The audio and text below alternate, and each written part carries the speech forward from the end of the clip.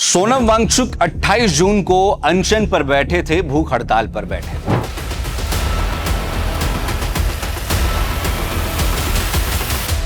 सभी ने एक तरीके से सोचा कि कितने दिन, एक हफ्ता, 2 हफ्ता, 10 दिन, 15 दिन, शायद इतना ही जो है वो अनशन पर बैठ पाएंगे और उसके बाद अनशन तोड़ना होगा, क्योंकि इससे पहले भी कई बार आंदोलन हुए और उन आंदोलनों को एक तरीके से तोड़ दिया गया, मरोड़ दिया गया और बहुत कुछ नहीं हुआ।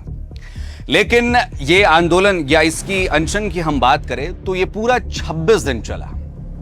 सरकार से गलती कहां पर हो गई, जब सरकार ने वांगचुक को जंतर मंतर से उठाया, किस तरीके से उठाया वो भी चर्चा का विषय है। कुछ लोगों ने कहा कि किडनैप कर दिया, कुछ लोगों ने कहा कि उनका स्वास्थ्य ठीक नहीं था इसलिए उनको इमरजेंसी में हॉस्पिटल पहुंचाना जरूरी था। ये अलग अलग यहाँ पर पॉइंट्स हो सकते हैं और जैसे भी आप इसे उचित समझे उस तरीके से इसे समझे।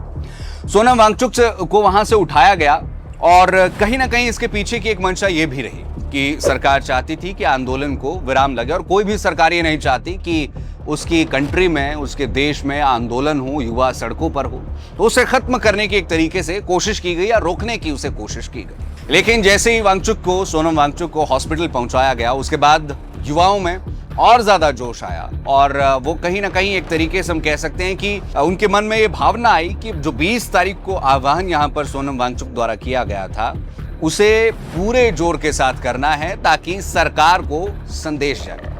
सरकार ने सोचा था कि कमजोर होगा आंदोलन, लेकिन इसका उलट हुआ। तो सबसे पहली गलती तो ये हो गई कि एक तो सरकार ने इस पूरे प्रोटेस्ट को बहुत लाइटली ले लिया कि जेनजीज है, युवा है, और आज दिन तक शायद मुझे लगता है कि जेनजीज को हमेशा मजाक के तौर पर देखा जाता था। कोई भी बात होती है तो कहते हैं तो जेनजीज है, लेकिन ये जो प्रोटेस्ट हुआ इसके बाद जेनजीज की कुछ और ही परिभाषा बन गई है और अब सभी युवा खुद को जेनजी कहने में एक तरीके से प्राउड महसूस करते हैं। तो सबसे पहली गलती तो ये हुई कि सरकार ने इस आंदोलन को, इस प्रोटेस्ट को बहुत लाइटली ले लिया। सोनम वांगचुक को भी लाइटली ले लिया, उन्हें अस्पताल पहुंचाया गया और उसके बाद ये उम्मीद लगाई गई कि अब आंदोलन जो है वो शांत हो जाएगा, इसका कुछ खास नहीं होगा। लेकिन 20 तारीख को जो हुआ वो शायद किसी ने भी नहीं सोचा था। और दूसरी गलती उस दिन फिर से सरकार से ये हो गई कि लाठीचार्ज जो है वो बच्चों पर हो गया और लगातार सोशल मीडिया पर लाठीचार्ज के जो वीडियोस है वो वायरल हुए।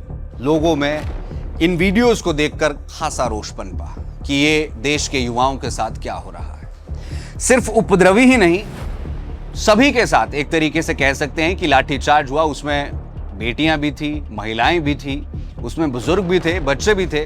किसी की टांग टूट गई, किसी की बाजू टूट गई। हालांकि लाठीचार्ज की जब बात होती है तो उसमें भी पूरा प्रोटोकॉल होता है कि लाठीचार्ज किस तरीके से किया जाता है, और यदि उपद्रवियों को छोड़कर के जो नॉन वायलेंट है उन पर लाठीचार्ज किया जाए या कमर से ऊपर लाठीचार्ज किया जाए तो वो भी एक तरीके का क्राइम है। सोशल मीडिया पर वीडियोस लगातार वायरल हुई और युवाओं में खूब रोष पनपा। पूरे देश भर से जो है युवा दिल्ली की तरफ फिर कूच करने लगे कि अब देखते हैं कि किस तरीके से सारी चीजें होंगी।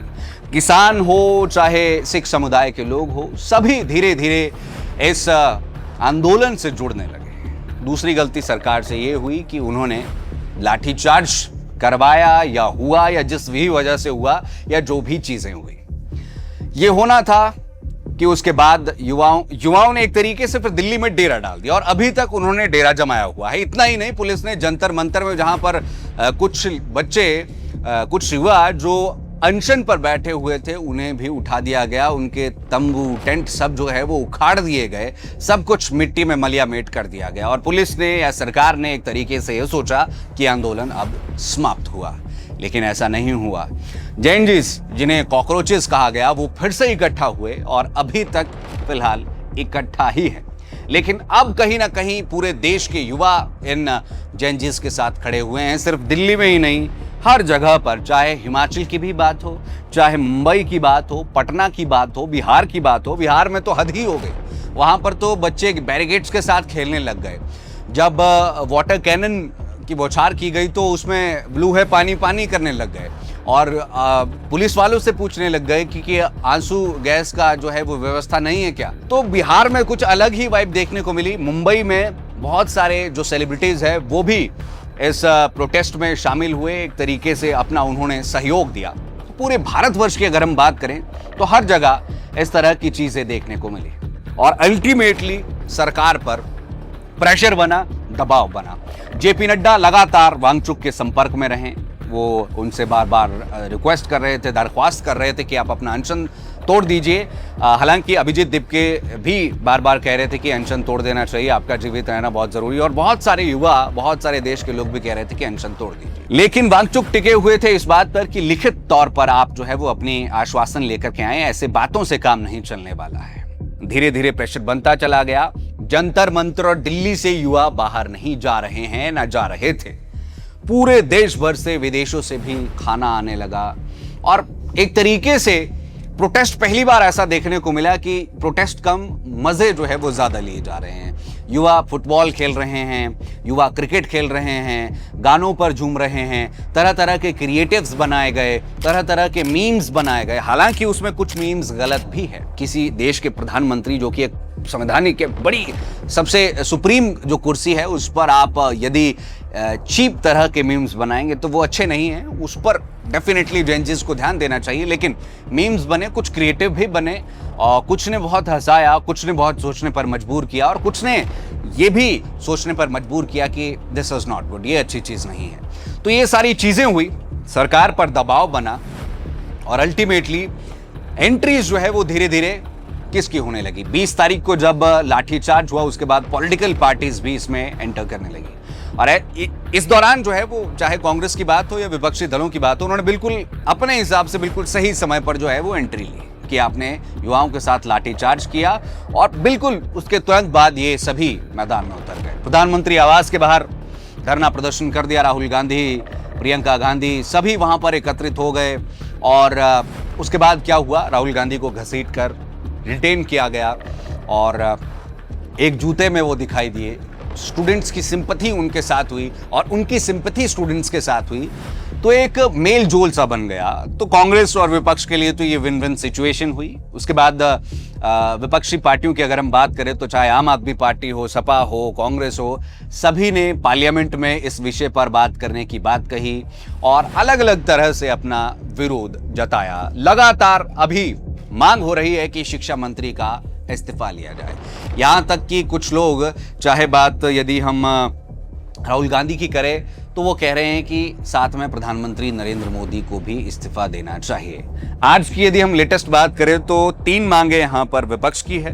उन्होंने कहा है कि एजुकेशन मिनिस्टर को सैक किया जाए, इन्हें हटा दिया जाए, बिल्कुल भी ना रखा जाए। साथ ही में जिन पुलिस वालों ने या जो ऐसे लोग थे जो वर्दी में नहीं थे, जिन्होंने स्टूडेंट को पीटा है, उन पर सख्त कार्रवाई की जाए, उन पर एक्शन लिया जाए और प्रधानमंत्री नरेंद्र मोदी बच्चों से माफी मांगे।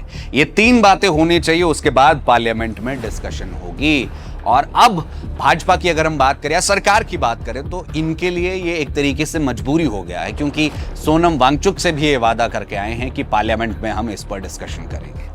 यदि विपक्ष अब डिस्कशन से इन पॉइंट्स को लेकर के दूर भाग रही है तो ये कहीं ना कहीं सरकार के लिए थोड़ी सी प्रॉब्लमेटिक सिचुएशन जरूर है।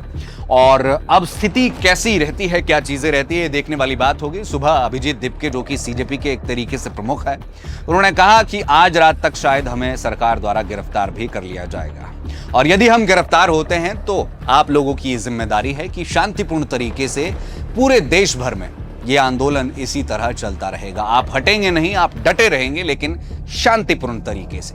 तो ये एक तरीके से भविष्यवाणी उनके द्वारा कर दी गई है कि ऐसा होगा और ये अभी तक का पूरा प्रकरण है। अब आज कैबिनेट की बैठक भी है, देखना ये होगा कि इस कैबिनेट की बैठक में क्या डिसाइड होता है, क्या निकल करके आता है। क्या धर्मेंद्र प्रधान जो शिक्षा मंत्री है उन्हें अपने पद से इस्तीफा जो है वो देना पड़ता है या वो अपने पद से इस्तीफा देंगे, नहीं देंगे, क्या होगा, ये देखने वाली बात होगी।